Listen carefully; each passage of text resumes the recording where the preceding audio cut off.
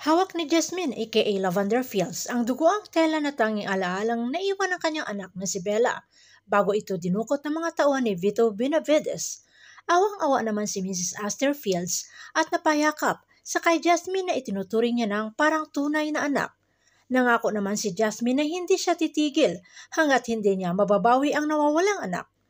Kaya kahit hindi pa gumaling ang mga pasa sa tiyan ng napalaban sa kay Max, ay suot ng itim na damit at takip sa mukha para makakuha ng karagdagang impormasyon at ang target ay ang bahay ni Max Albano at nakita ni Jasmine ang isang bata na wari halos kasing edad na rin sana ni Bella.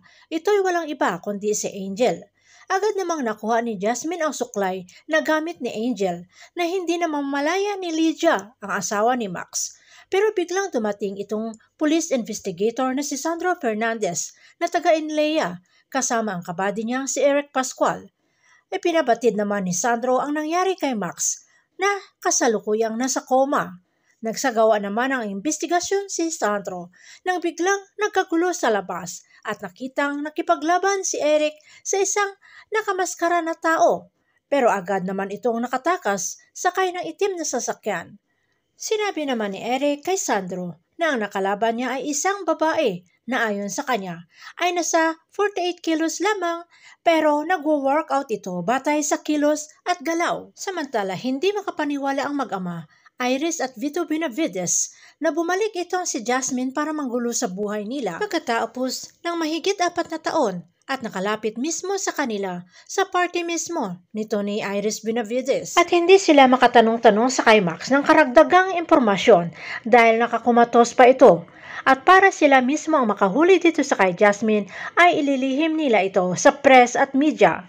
Naging palaisipan rin ito para kay Lily ang pagsulpot ni Jasmine pero hindi naman umaamin si Lily na may lihim rin silang itinatago dito sa kaibigan. Samantala nag-aalala si Vito para sa kaligtasan ng kanyang anak na ayaw magdala ng mga bodyguard at kaya niya umano ang pagtanggol sa sarili laban kay Jasmine. At si Iris ay may maraming katanungan sa pagharap nila ni Jasmine bago niya ito papatayin. Samantala nag-aalala si Mrs. Astorfield dahil buhay itong si Max. Bukas o makalawa ay ituturo na itong si Jasmine o Lavender Fields ay nag-iisa lamang.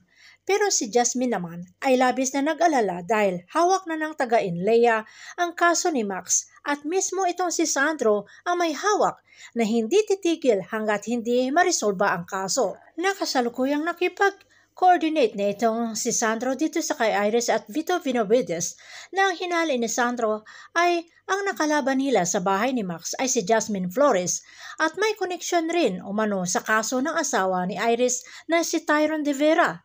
May ugnay na kaya ni Sandro ang sasakyan ni Lavender Field na ang misteryosong babae ay nag-iisa? Abangan na lang natin dito sa Lavender Field.